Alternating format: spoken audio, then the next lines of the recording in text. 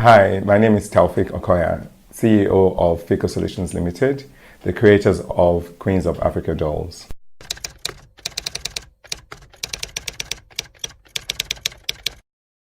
The focus of the Queens of Africa dolls includes, but not limited to, the Millennium Goals 2 and 3. Our concept is such that once you're able to create that sort of sense of value, in an individual, they become more confident, more, they believe more in themselves, they're more driven, and so with that, we thought, this would lead to a better impact or growth, even in terms of the economy. For the greater part of it, we more or less want a situation where the African child, especially the girl child, has that confidence, that drive and appreciation of herself.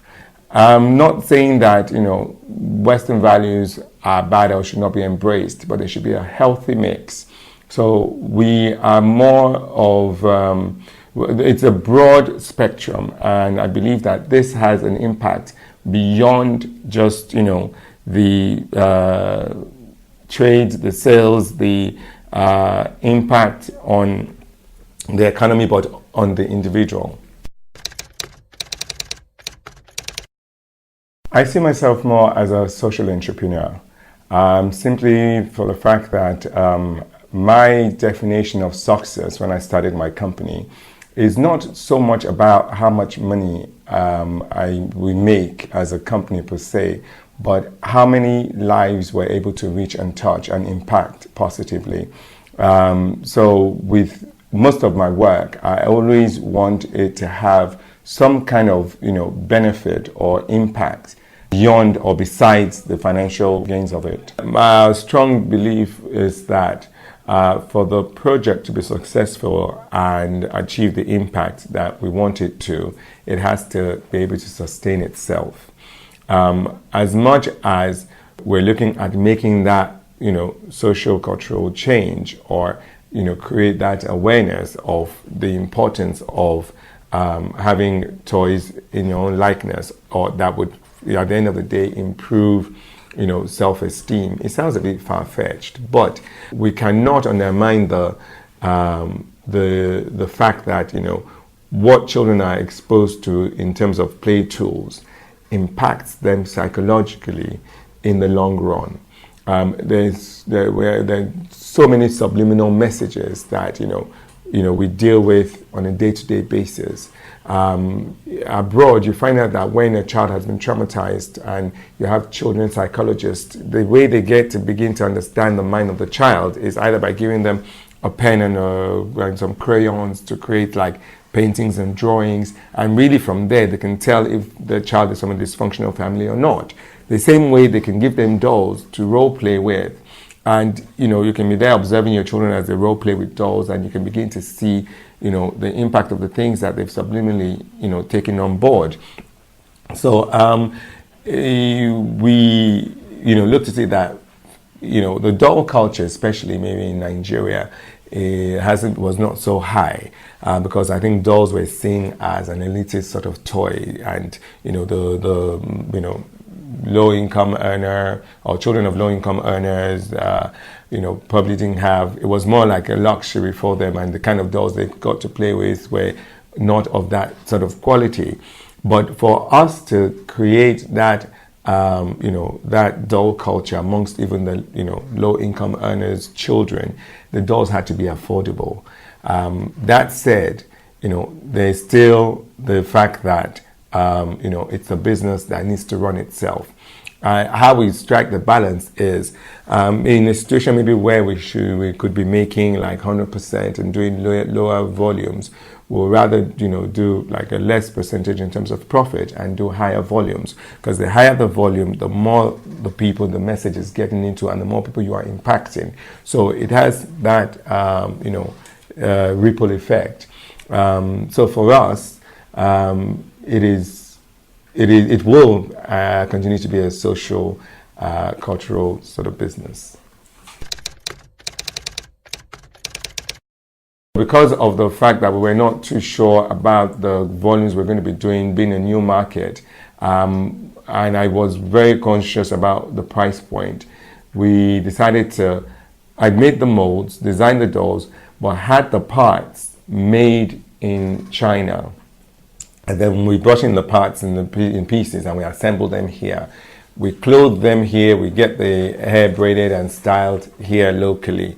So the foreign part are the actual molded plastic itself, and then the local part, when we now do the finishing and making of the clothes and so on, that was the way we could actually keep the price down. Although in future, if we have now established, distribution,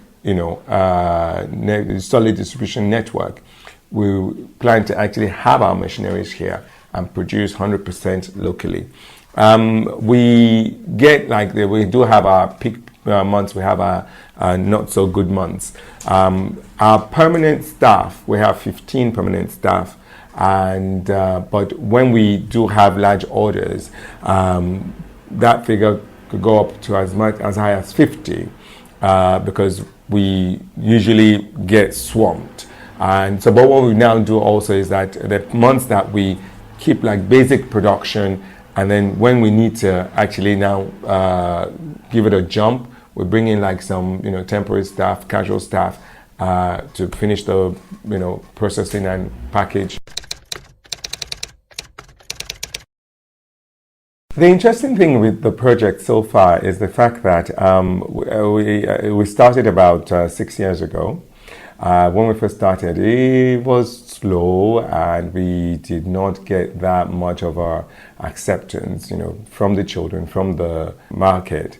So I'd taken a break from marketing to actually, embark on an educational sort of campaign, talking about the benefits and importance of having black dolls. And we did that for another 2 or 3 years. Now, what has happened is, since last year, we've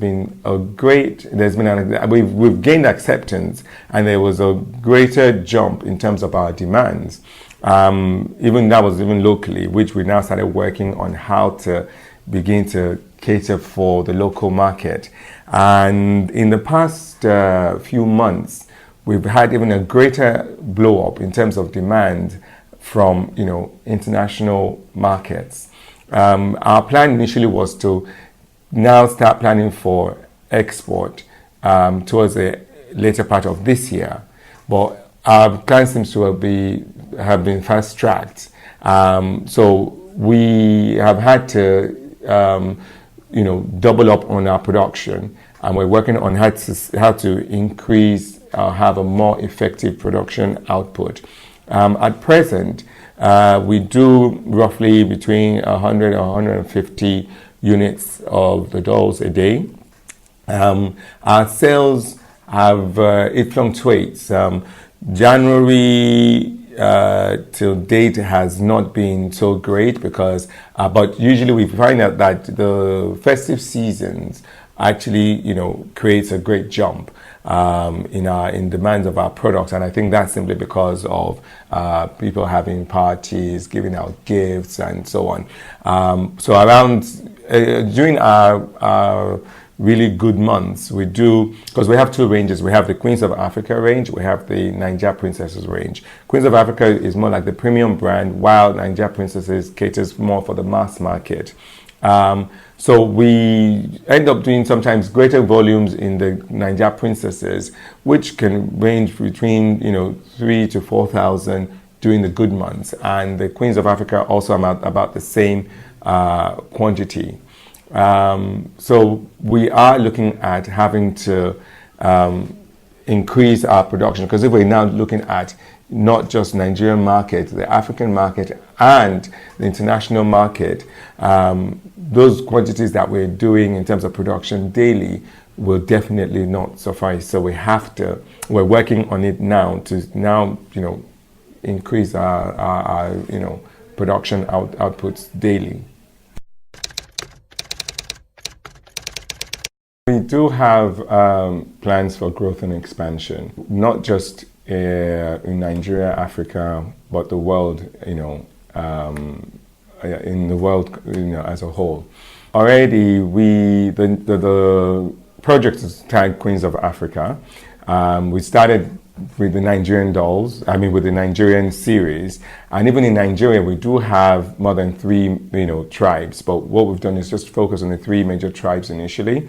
We are working on actually having a, Queens of Africa doll created of, the main ethnic tribe or group in the different African countries. Then also we're looking at getting expansion into the markets, the international market, because we know that there are quite a number of Africans in diaspora and that are looking and longing to have some kind of connection back with home. So we actually do have like books, we have music, we're working on animation series, different avenues or different portals, more like it, of communication to reach, to reach Africans across, all over, across the, world. So yes, we do have a great expansion plan that would cover, the different areas that we find would be of interest to, any child. The famous name, I won't say directly, framed or changed my philosophy or influenced it per se. But what did is the fact that I did work, in the family business, Eleganza Industries, and I started off at a very young age. I worked in the various departments from sales, marketing, production. I handled admin, human resources. I did research and development, and I operated as an executive director in about 3 of our various companies for a period of just over 10 years. During that, my working in the family business, I was exposed to a lot of business insights from, different parts of the world. Had to travel, and we dealt in mass production. And it's almost the same sort of philosophy or, idea behind the Queens of Africa too, where we took luxurious or so-called luxurious product items, made them locally and made them affordable, so they became more like, household products. And we're talking about things like the coolers, the biros, we had flasks, we did fans, and these products were products that were imported into Nigeria majorly, and because of maybe the size of the volume or the cost of the product itself, it turned out to be quite expensive. So that also gave me a great understanding of the Nigerian market, because we had distributors and and end users from all over Nigeria, so it was a good experience, good exposure, and in a direct way, my exposure in the Eleganza industry actually had a great influence in terms of my business thinking.